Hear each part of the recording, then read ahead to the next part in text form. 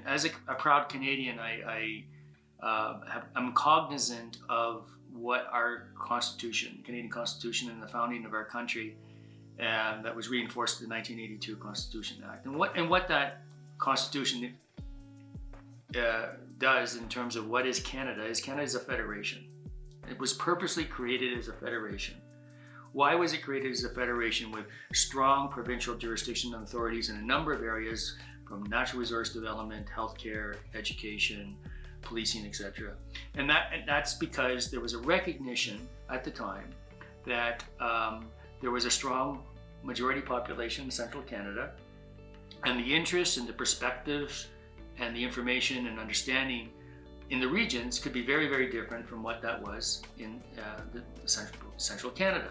That's the structure of Canada. That to be Canadian is to understand that this is the way the country is created, and to respect the fact that the provinces have their jurisdictions and their authorities for a reason. In my opinion, who is disrespecting the principles of what this country was based are the federal Liberals, who wish to impose their view as to what a solution would be on the provinces, and including in areas of provincial jurisdiction.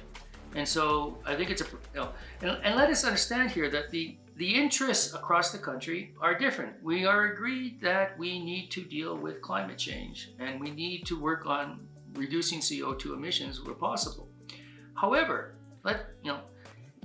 Ontario and Quebec, for example, is a province that has a high capacity for power generation from hydroelectric power, and in the case of Ontario, nuclear.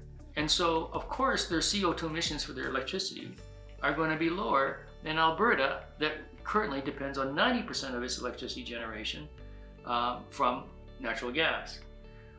Over and above that, the industrial makeup of these regions of the country are different. So, to Ontario, they are very interested in, say, EV car manufacturing because they have an automobile manufacturing industry, and that's important to them, and we can respect that. Alberta produces many things, but its biggest single producer is production of hydrocarbons, oil and gas, and agriculture.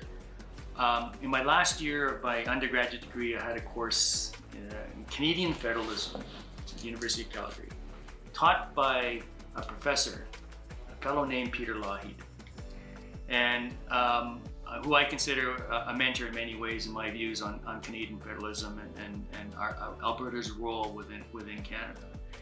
And in that course, he talked about his battles, both in terms of the National Energy Program and the constitutional battles in the 1980s. And he said, sometimes you find yourself in a situation where the federal government is just not giving you respect. They're not paying attention to your interests. They apparently don't seem to care, and they wish to impose their views onto your province in your areas of jurisdiction, and things that are in opposition to the best interests of your citizens. So sometimes you have to be tough. The intent of all this, is what he said, is to get people back at the negotiating table with mutual respect.